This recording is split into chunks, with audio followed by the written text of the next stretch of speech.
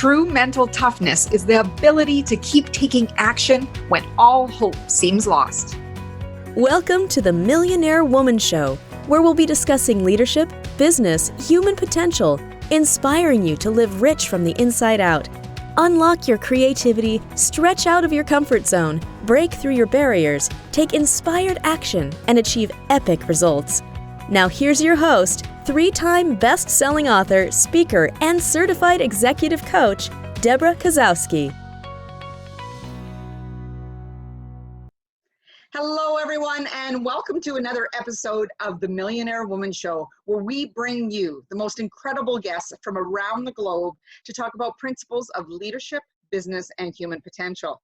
Today, I have Julie Gallivan. She helps people make great decisions with total confidence so they can move forward enthusiastically with a peace of mind that their decisions that they are making without question are the right ones.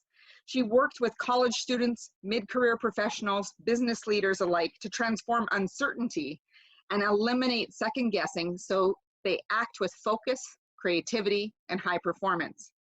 For nearly 15 years, Julie has developed, tested, and refined her method into repeatable steps that unclog the bottleneck in decision-making. She enjoys life with her husband in Rochester, New York, and can be found training for a triathlon, studying up a new language, playing the guitar or piano, and burying her nose in the latest physics, design, or business book. Okay, you had me at triathlon, Woo! language, Yes. and playing an instrument. Yeah. Not so much physics, but the design and business book you had me. Okay, good. That's a good high 90%. So we're on track. Well, I'm really excited because I know that a lot of the discipline it takes even for triathlon, because I've done triathlon myself, and Awesome. language, what I see when I hear those things, all those things require discipline and a level of self-control, especially when it comes to that decision making. So yeah. I'm excited about our rich discussion that we're going to have here today, because as you know, my book is Let's Be Curious, that we were talking about before we came on the show. Mm-hmm. However, I would love to hear your take and what makes you so passionate about decision making, Julie. Yeah, well, what makes me so passionate, and I am so passionate about decision making, it's because I'm passionate about life. I mean, I think you can tell from all the things that I do. I'm hungry for life. Life is short. I want to make the most of it. And decisions are part of everything in life. It's kind of like the silent partner in life. A lot of times we'll talk about, the business aspect of life, the personal aspect of life, wealth, health, happiness, all those things. What's underneath every single one of them are the decisions that we're making that get us to where we are. And, you brought up triathlon and language learning and how those are disciplines. And a lot of times people think of like discipline, I have to have willpower, but not when you're making clear choices. When you have a clear choice, there's no discipline involved. It's I choose to do this. And so you're just following through on the choices that you make. So, so many things that people talk about as challenges in life or as virtues in life, really behind them is how clear are you on the choices that you're making. So that's why I'm so passionate about decision making. It's really the silent partner behind everything else. Right. So when you have that clarity, yes, it's a no-brainer when it comes to the decision. Yes, exactly. Clarity. And, sometimes I talk about decision making, especially when it's like a binary decision. Yes, no, do I want to do this or not? But you're absolutely right. The bigger thing that is the heart of making great decisions is clarity. Who am I? What do I choose in my life? And the more you have that bigger picture clarity, the more that infuses all the little decisions and the medium-sized decisions and the big decisions that you make. So absolutely, I'm right there with you. It's all about that clarity. So why is it so critical for women, and as well as men, because men listen to the show as well, mm-hmm. for living rich from the inside out? Why is it so critical to ensure that decision making? Yeah, so one of the things that I am passionate about in decision making is talking about it as its own entity. We very very rarely break it down to, I'm making a big decision right now. It's more, we're focusing on the things we're making decisions about, that's wonderful too, and the outcomes of those decisions. But in order to live a rich, fulfilling, satisfying life on the inside and on the outside, it's the decisions we make are what lead to the things that we're doing, which obviously that's part of living richly. If I'm going to lock myself in a closet and just never experience anything, that's not necessarily a rich life. But also our internal state.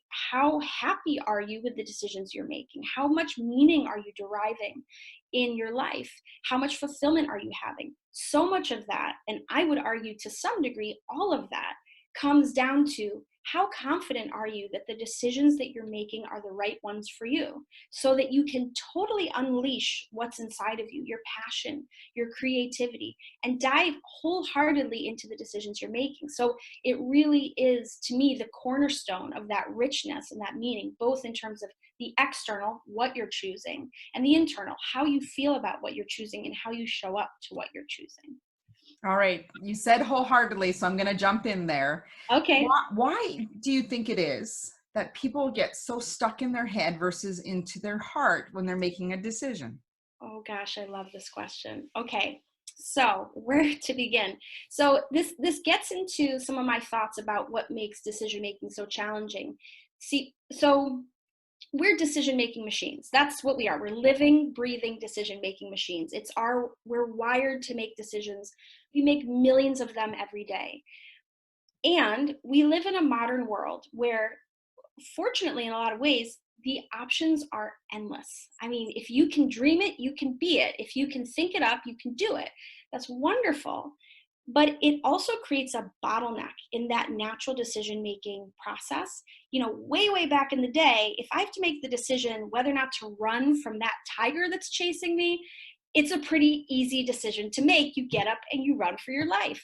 But when I'm making a decision about what job to have, what career to pursue, what person to marry, what house to buy, there are so many inputs that natural decision-making process that's built to connect between head and heart gets clogged.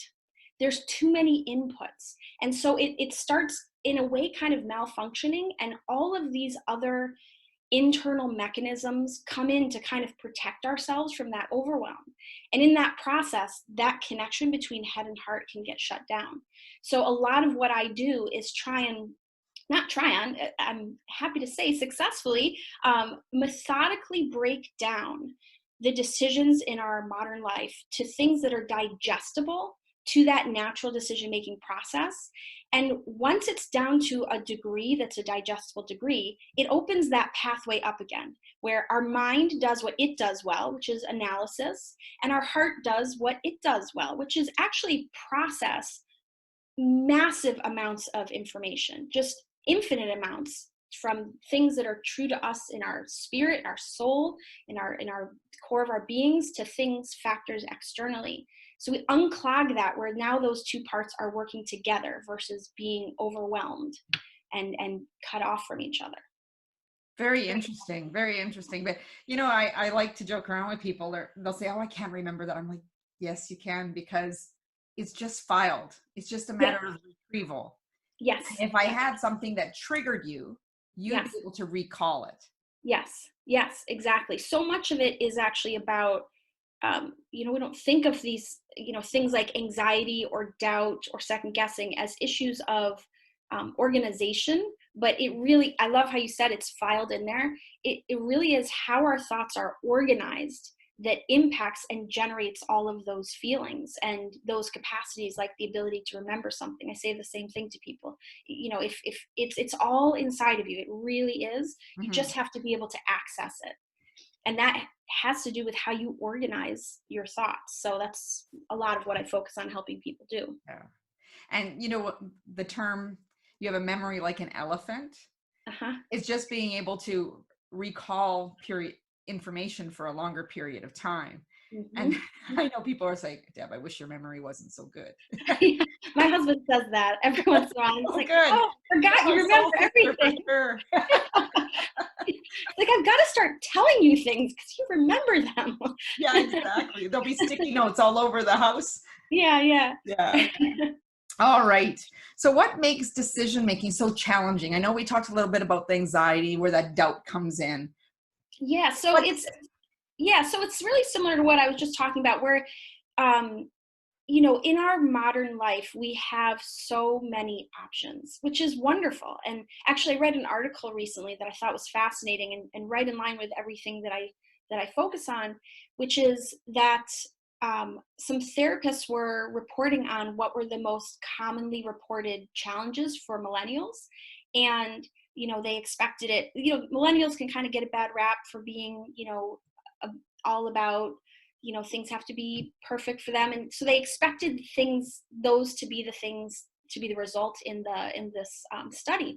But it turned out decision fatigue was the number one challenge that millennials were facing. And I see it in all generations. I mean, work with people in all generations, that we have so many options, and our analytical mind has, I forgot the name of the study, but it was from decades ago. This was found out. Our analytical minds can only process, I believe it's 5 to 7 or 5 to 9, actually maybe it's 7 to 11. That's the reason that our phone numbers and social security numbers fall in that range, can only process that many variables of information at one time.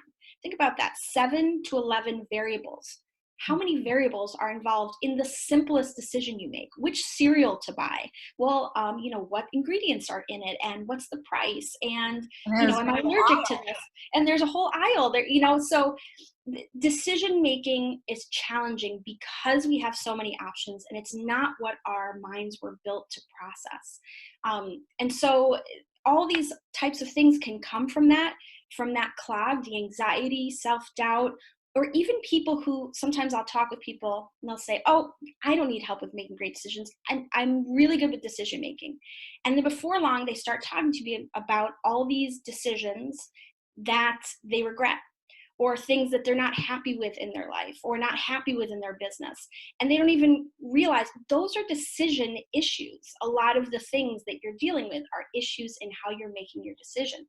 So the overwhelm of all of these options, plus people not even really realizing how central decision making is to all of the outcomes that they're dealing with, is just some of the things that make them so challenging. So this got me thinking. So when we think about thoughts, feelings, behaviors equaling our behaviors, actions equaling our results. Yeah. So our action is the decision we make and the action that follows. Yep. So what about the thoughts and feelings? How is that impacting our decision making and the beliefs that we carry with? It's almost everything. So you obviously are studied in this as well, to be, you know, asking that question, because a lot of times when I take people through decision making, they start out thinking it's about this black and white, do I want to do this or do I want to do that? And really, once you start unpacking it, it's mostly about the thoughts that we're bringing, the ways that we are making certain factors, what we're making them mean, and how much those thoughts are serving us or not serving us. Mm-hmm. So a lot of decision making, I would say most of it, is about unpacking the way we're thinking about things. And the process that I use with people, the first half of the technique is really to excavate the tangled mindsets that get put on the decision-making factors, so that you can even get to a place where the decision that you're making in front of you is actually a pure decision, where it's really just about the external things you're choosing from. But that's a whole section of the work is actually to look at, how are you thinking about that? You know, when you were making the choice of whether or not to take this job, how much in there was there this thought that was pressuring you that in order for you to feel successful in life, you have to have XYZ job, even though you don't like doing it, it makes you miserable, it makes your family miserable because you're miserable, and you didn't realize there was this one thought inside of you saying, I have to do that. You get in touch with that, you clear that thought away, all of a sudden a whole new world of options opens up. So what was at first a binary decision, oh, I've got two options. All of a sudden the world opens up and it becomes, what do I want to do with my life? What do I want to do with my time? What really makes me happy? So you're totally hitting the nail on the head. It is so about our mindset. It's not only about that, but it's so much about that so few people realize how much that's what causes wheel spinning or second guessing or down the line. And this is the real insidious one. Oh no, I make great decisions. 5 years later, I look back, I wish I made a different choice. Right. So that you're absolutely right. And I think what people have to remember, because I think all of us can beat ourselves up about one decision or another, but it's who you were at that time when you made that decision. That's why hindsight is 20/20. Yes. And look back and say, I should have made a different decision. So, people stop shooting on themselves because it's not going to help them move forward, right? Yes. Although I'm glad you brought that up, because that actually, there's a powerful opportunity in that moment where you look back.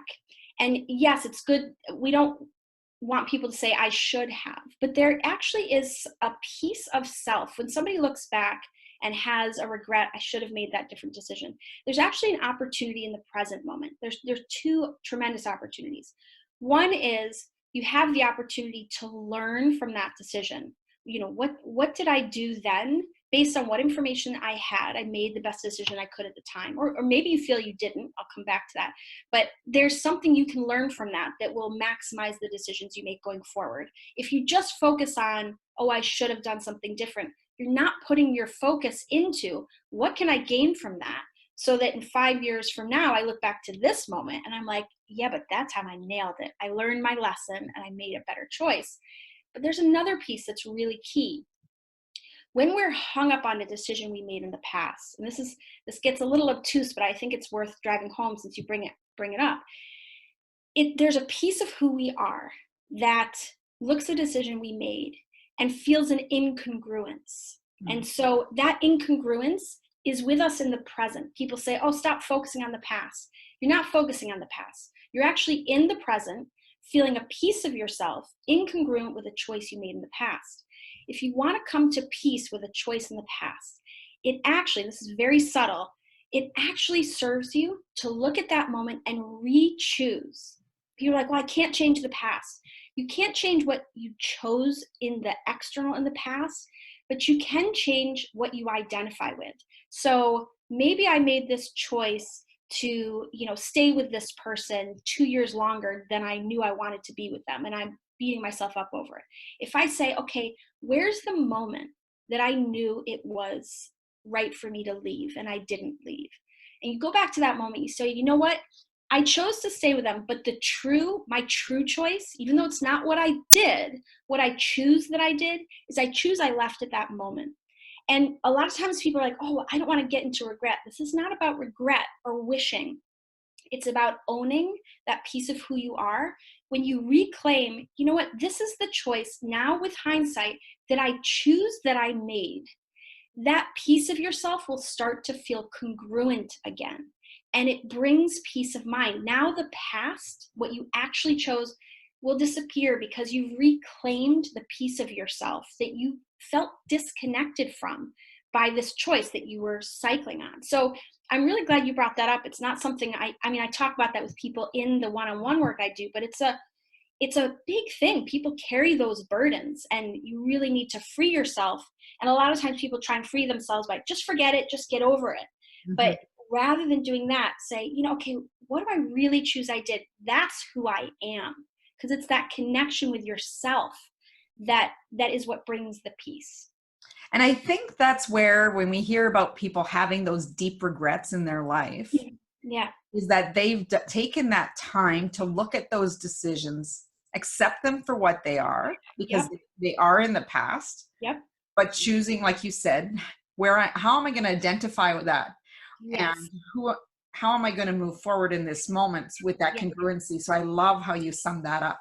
Oh, thank you. Yeah, I'm really glad you brought that up, because that's a really, really important topic, that the amount of mental energy that gets drained on that sort of thing. So having the skills and the tools to be able to free yourself from that is humongous, huge. And I think that other thing that strikes me is when people carry that burden. So if we think like a backpack or this heavy load that we're continuously carrying for years, like I know someone who had been carrying something for like 40 years. Oh, yeah. Before they realized that, because they felt like they were responsible for something.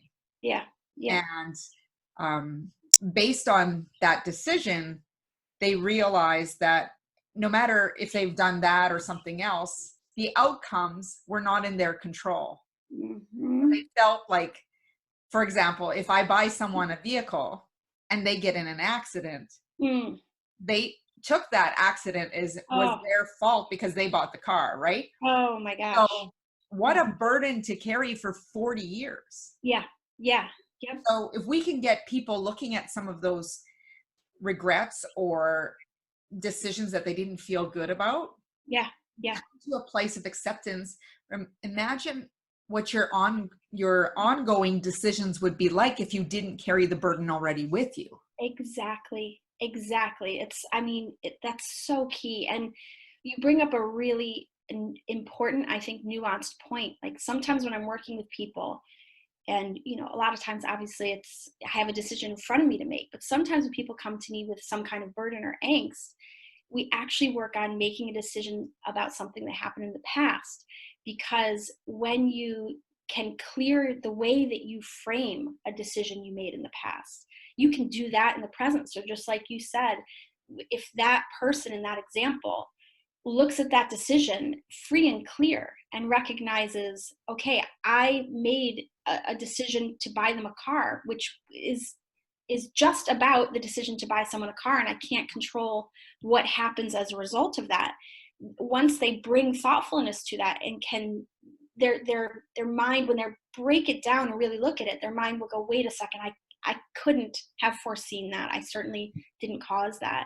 And then that burden lifts. So I think you're right on. The making decisions in the present about what we've made decisions about in the past is huge to really clear the slate and free you up. Again, I keep going back to that mental brain space that's occupied by the angst that can be present with decisions past, present, future. So you're right on with that. So before I ask you about how you even got into this decision making as a coach, another thing that comes to me is the influences. What influences those thoughts? Like we talked about beliefs. Yeah. The one that I really want to touch on is external opinions. Oh. So, when people are making decisions, they're seeking advice, they're seeking approval, validation. I'd love for you to touch on that. Yeah. So the way I like to work with people, it's a very methodical, systematic approach to digest the complexities of decisions down into their parts. And a big part of that is people getting in touch with why they are making a certain decision. So often, we don't even think about why we're making a certain decision. It's just knee-jerk response, or we're just doing it because it's what we think we're supposed to do. When you actually sit down and ask yourself, why am I making this decision? All those things you just talked about start to come out.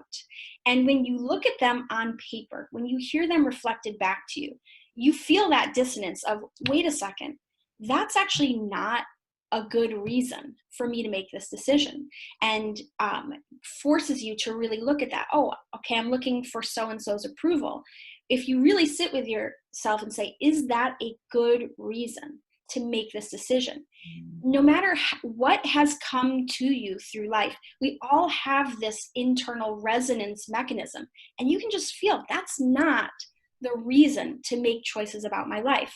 If we don't actually sit down and break those down, all of those influences pull us at a more subconscious level, where we have these more primal urges and needs that are very central and very important to us that we may not be noticing is happening. So it's really when you take the time to notice, you take the time to look at what's really motivating me, then it starts to come to the surface, and that natural resonance mechanism will kick in. So yes, there's influences. Obviously, other people's opinions impact us, society's messages impact us, but only if we let them. Right. And so it's really all about how consciously are you making your decision. You're a human being, I'm a human being, therefore you are naturally letting them influence you because that's just part of how we survive. But when you bring consciousness to that, then you can actually bring your own mind and heart to bear. I actually was just working with one of my clients, really brilliant young woman who I've gotten the opportunity to work with from when she was in high school. Now she's graduated college and she's made all these amazing choices and gotten all this clarity about what she wants out of her life. And recently had to deal with the influence of her parents saying, hey, this is what we want you to do. And her natural instinct was just to do what her parents said. She loves and trusts her parents. Her parents are looking out for her best interests. So she got on the phone. All of a sudden, she was starting to do something that wasn't what we had been talking about for years that she wanted to do. And I said, hey, why are you making this choice? And she said, and it came out, well, my parents told me to. And then we got into all this really amazing, deep content about her relationship with her parents, and then brought her parents on the phone, brought her mom on the phone with her, and made it clear, your parents actually only want what's best for you. And you actually know what's best for you. So why don't you converse with them and tell them what's on your mind? She had this conversation with her parents. Turns out her parents were totally in support of what she actually wanted to do. And it was just a communication issue. And it was this amazing transformation to see she was ready to take herself off track because of these stories she wrote about what she's supposed to do that somebody told her to do. Right. But when she really had a conversation and took ownership for herself, it was like, hey, we're all on the same page here. Now, that doesn't always happen, that it's all on the same page. In that case, it did. Yeah. But just staring in the face, that influence, that assumption of, that external influence, when you really step back and look at the reason why. And when I asked her, is doing this because your parents told you to, does that feel like a good reason? She was like, no, it doesn't. Then she reconnected to everything that's really important to her. So, so I think those things influence, but I really like to be careful when people talk about, how much influence they have, and remind people they really only have as much influence as you allow them to have. And it's how conscious you are with your decisions that will determine how much you allow things to influence you that aren't really what's right for you. Your decisions are yours. And first and foremost, you have to take ownership for that. And intuitively, we know. Yeah. Intuitively, when you have the clarity, you know exactly what you need to do. And you need to, how they say, listen to your body, because your body will tell you if you're not making the right decision. Oh, yeah. Oh, yeah. So tell us now, how did you even get into becoming a decision coach? Yeah, yes.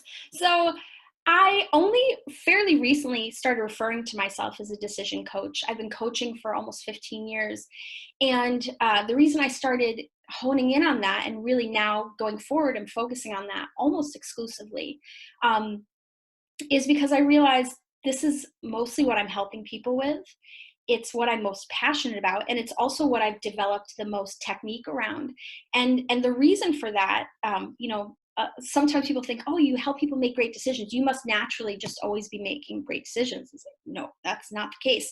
It's your mess is your message. And, the way I got into this is I'm naturally a very enthusiastic person. I don't know if that has become apparent yet, but so in my teens and my early 20s, I noticed a lot of times I was making decisions, getting myself into something enthusiastically, becoming the poster child, and then realizing I'm not interested in this at all. And then needing to extract myself. And then I went the other side and became very cautious about making any decision because I didn't want to keep finding myself in places that I wanted to extract myself from. And so just for myself, I wanted to know, how do I make a decision and know totally, with total confidence, not in hindsight, but with foresight, that it's the right thing for me, where I can feel totally confident. And I dedicated myself to that. I did some research, didn't find what I was looking for, developed it originally just for my own use. developed these methodologies for getting big picture clarity about what I wanted to do with my life, making small, medium, large decisions, and just had this process that I used that was working great for me. And I was, this is great. I'm in heaven. I'm waking up with the same clarity every day. I feel totally confident in my decisions. I'm showing up prepared. I'm putting my best foot forward. I'm proud of what I'm doing. I don't have doubts or second guessing. This is fantastic. So then I started sharing it with my clients and found out they were getting the same results. And once I started to see that, then I just put all of my energy behind really honing these techniques. So every single time they would just provide these repeatable results. And then once I saw it was happening, I said, I got to get the word out there. There's too much time and energy being wasted. People not enjoying, people not getting meaning or fulfillment, people holding themselves back. So then I just became very dedicated. I'm going to focus on this and deliver this content, deliver these techniques, and hopefully people will get the same results that I've had. And it's been wonderful. So that's kind of the long and the short of it. That is so powerful, because if we think about, if everyone made one decision that was right for them, that they would not regret, imagine what would happen to the world around us. Oh my gosh. I think about that every day. So what's the secret? How do you develop total confidence to know that you've made the right decision? Okay. Yes. So the secret took me about a decade or so to figure out. I love sharing the things I found, because it's like, okay, now that decade of my life has meaning beyond just the impact to me, for other people to get that without having to go through the decade of searching for it. So what I would say the secret is something that a lot of times gives people some pause. So I will say what the secret is, and then I'll speak to the objection that I've heard a couple of times, more than a couple of times, is actually addressing in your decision, addressing everything that is important to you. Everything that's on your mind about the decision. Now, when I first say that, a lot of times people go, oh, wait, but the whole issue is I'm overthinking, I'm overanalyzing. I don't want to do more thinking. And what I say to that is, would you go into the patent clerk office where Einstein was sitting working on his general theory of relativity and say, listen, Einie, listen, Al, I think you're overthinking this a little bit. Of course you wouldn't, right? And he was doing a lot of thinking. He was mostly thinking. And the reason you would never say that to him is his every ounce of energy he was putting into his thinking was constructive thinking. It was effective thinking. Every thought was leading to another thought that built on each other and led to this really brilliant, complex, nuanced understanding. So the issue with overthinking or overanalyzing is not overthinking. It's that your thinking is not effective. So it's wheel spinning. There's really not thinking happening. It's just spinning of wheels. So the secret is about learning how to constructively think about each of the factors that's going on. And so really the secret to doing that is to be able to break those factors down into processable chunks. And that's what I work with people to do. But even just getting that mindset shift that you actually do want to think, you just want to effectively think. So is my thought process actually processing what's in front of me, or am I just spinning my wheels? So what do you do to help people that can't or don't, what they don't do on their own? Like, we think all the time, we make decisions all the time. Yeah. What is it that you help them go in and do? Yeah. So exactly. We're living, breathing, decision-making machines. We're doing it all the time. But like we talked about at the beginning, when a decision has more variables than our mind can process naturally, we get that bottleneck. We get the second guessing. We get the doubts. We get the oversimplification or overcomplication, making a decision and then later not enjoying the results.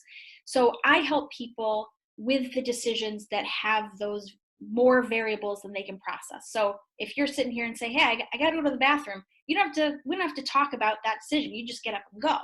But for the bigger decisions in life, or even the smaller decisions that have a lot of variables, that's where I come in. And in modern life, that's actually most decisions.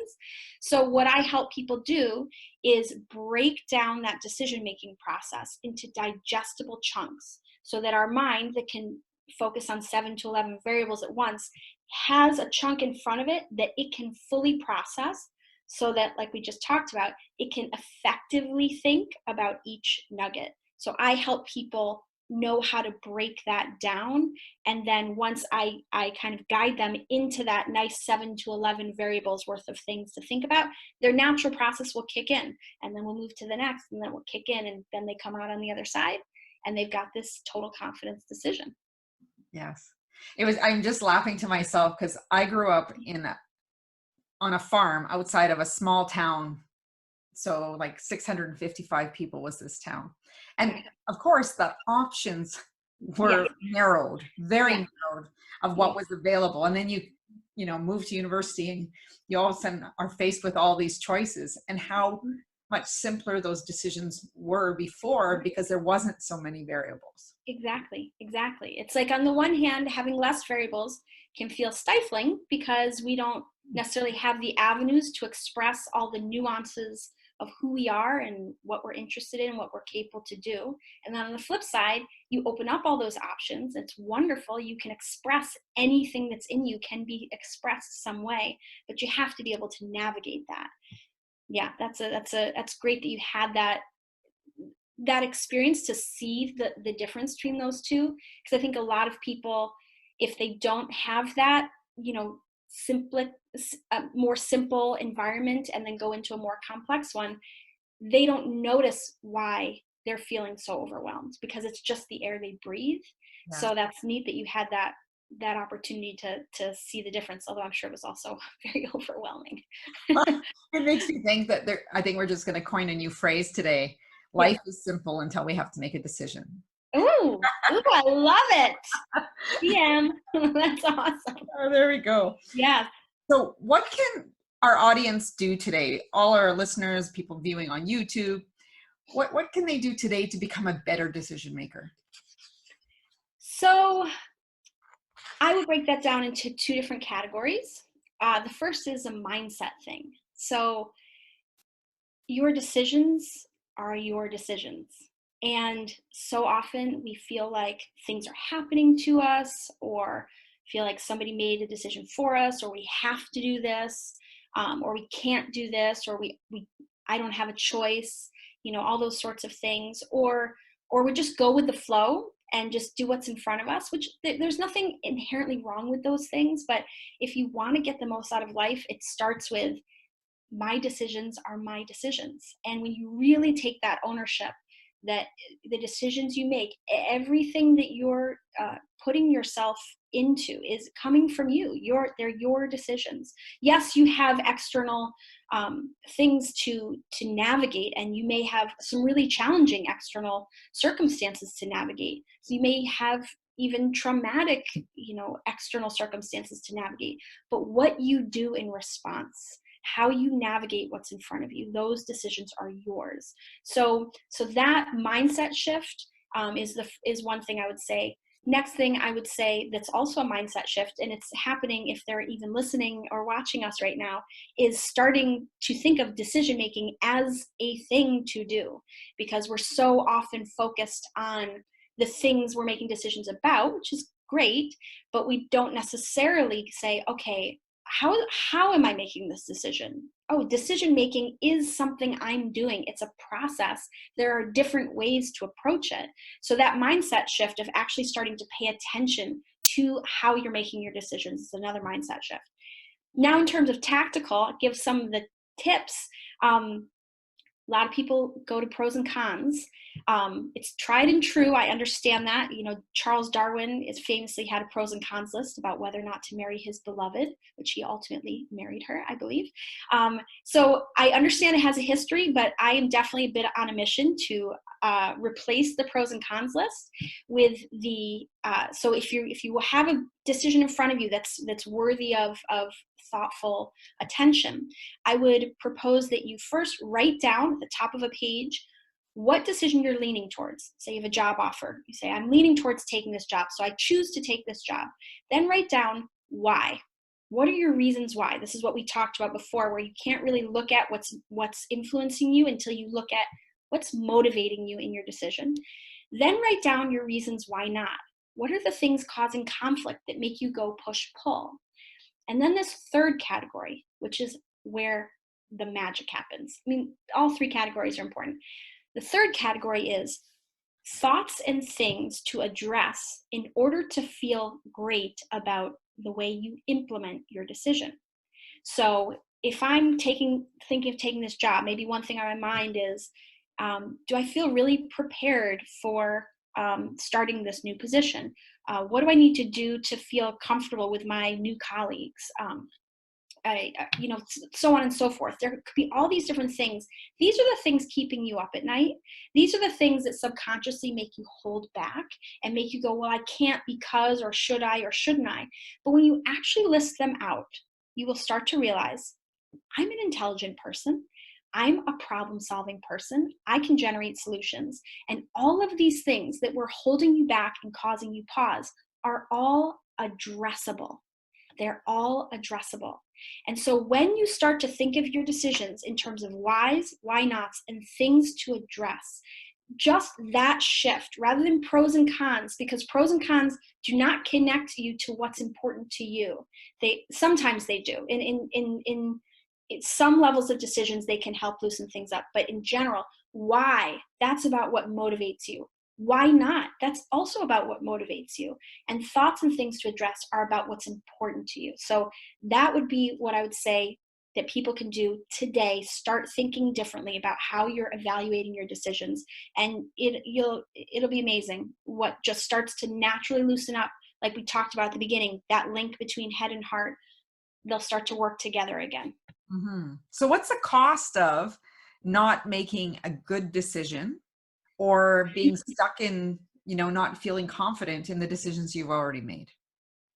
I love this question because most people, when this question gets floated out there, have like a visceral response because if you've been alive on planet Earth for more than a day or two, you know what it feels like to make a decision you don't have confidence in, or to make a decision that you look back and you say, that wasn't really a great decision. So there's whatever people's visceral responses to that I'm always interested in. But I would say the costs of not making a good decision or one that you have confidence in are as high as the stakes of the decision in front of you. And these decisions can cost you your life. They can cost you your career, your marriage, your health, your wealth, your sense of self, money. There's all these external costs that not making a good decision or a great decision can show up in your life. But what I'm actually even more interested in than all of those costs is the cost that is common to all of them, which is peace of mind. Peace of mind is, that's the good stuff in life. No matter what you're doing, whether you're earning $1 million, $1 billion, or $10, whether you're with the love of your life or, hanging out by yourself, whatever it is you're doing, peace of mind is the gold mine. You being able to be present in your life, being able to enjoy your life, being able to be present with the people around you.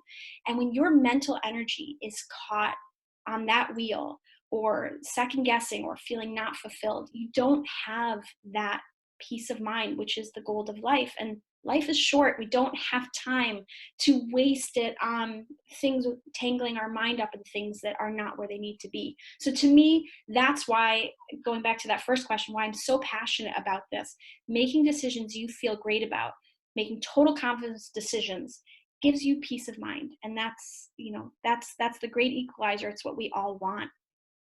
100%. That peace of mind and feeling confident and not questioning yourself on a regular basis. Yeah. So if there was one message you can give the listeners and the viewers to get more out of their lives or businesses, what would that be? Life is short. Your life is important. The decisions you make matter. So take the time to make them thoughtfully. That is my message. Awesome. So I'm going to ask something that I like to ask a lot of my guests. Yeah. What is one book that has a profound effect in your life? Ooh, one book that has a profound effect in my life. Wow. There have been many. What's the one? This is tough. What is one book? The one that keeps popping in my mind, I know there's been a lot of books over over the ages that have really influenced me. Actually, two are popping into my head right now, but this one I read way back, 15 years ago, probably before I was really starting to think about all of this, and part of what got me on the path. It's a book called Ishmael by Daniel Quinn. And it's a really fascinating little book about a talking gorilla that this man who's seeking, I forgot what he was seeking, I think some kind of peace in his life, ends up sitting and talking with this gorilla who he doesn't verbally talk, he like telepathically talks. And he takes this man through this journey of starting to think about the assumptions that we have culturally about life. And I think that book really, I don't necessarily, not everything that it says in it is something I carry with me, but that the essence where it really brought me to pay attention to the assumptions that I have about life, that, like you were talking about the influences, the external influences, and it really made me step back and say, what are the things that I'm just assuming because it's what I've observed and what I've learned versus what is really true. So I think that's one of the books that comes to mind. I know there are tons of them, but that's what popped in my head when you asked. Excellent. Thank you. Yeah. Julie, this has been a phenomenal interview. Yes. We could probably be talking for hours about Yes. making and, Yes. pulling out some decisions to be made. Oh, yeah. And how can people further connect with you? Oh, yeah. So I just recently started a Facebook group. I'm really excited about getting a lot of discussion going in there. It's called How to Make a Great Decision and Never Look Back. So that's a great way to connect with me. I also have a website, www.imakegreatdecisions.com. So you can get in touch with me directly there as well. Awesome. And are you on the social media platforms as well, other than the group? I am not as of yet. I have been a little bit living in a little quiet corner of the world for a lot of years. So I'm just starting to get out and put myself out there into social media and engage there. But right now, those are the two ways you can get to me. Excellent. Excellent. Thank you for being such a phenomenal guest. Everyone, that is Julie Gallivan. Oh, it was a pleasure. Awesome. Awesome. Well, everyone, we'd love for you, if you haven't already, go over to my website at www.debrakasowski.com. You'll get your 3 mini-part video series of making habits stick so you can get focused, consistent, get that discipline in there to really make those habits and choices that you need to make. Also, go over to iTunes, subscribe, give us a 5-star high five, rate and review the show. But above all, what did you take away from this interview? I would love for you to reach out to Julie or myself, letting us know what impact it had. And if you're on YouTube, please comment below. Let us know how you enjoyed this. As Mahatma Gandhi said, be the change you wish to see in the world. And as always, go out and make today great. And start with making great decisions. Woo!